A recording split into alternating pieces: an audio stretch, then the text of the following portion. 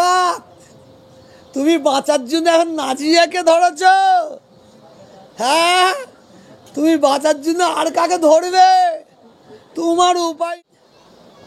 বাংলায় কয়েকটা পাগল আছে, যারা জন্মগত পাগল, তাদের সম্পর্কে আমি মন্তব্য করতে রাজি নাই।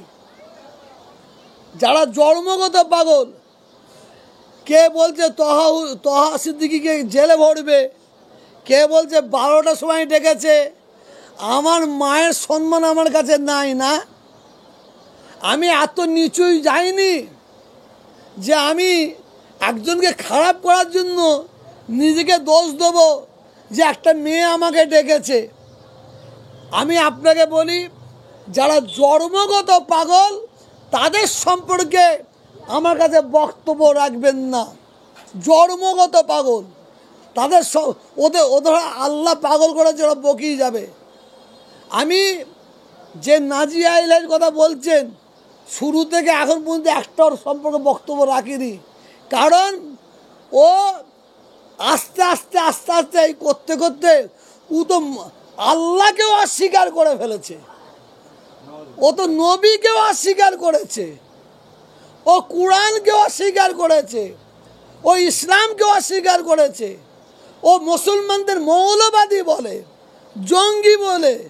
আমি ওর সম্পর্কে মন্তব্য এই কারণে করিনি, কারণ যে আল্লাহকে অস্বীকার করে, যে নবীকে অস্বীকার করে, তার সঙ্গে কথা বলা মানে নিজেকে বহু ছোট করে নেওয়া বলে মনে করি।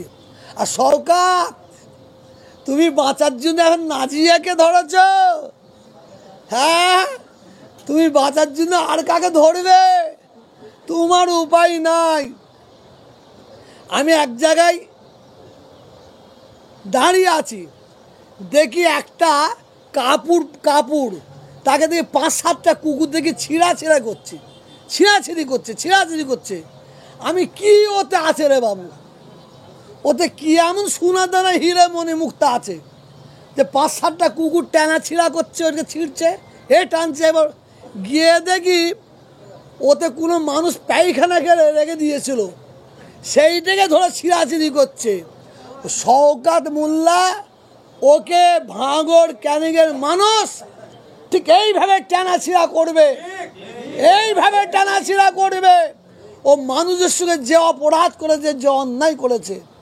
অনেক খবর আছে, রাতের অন্ধকারের খবর বলছি বারেবার। আমি শুরু থেকে বলছি তো, রাতের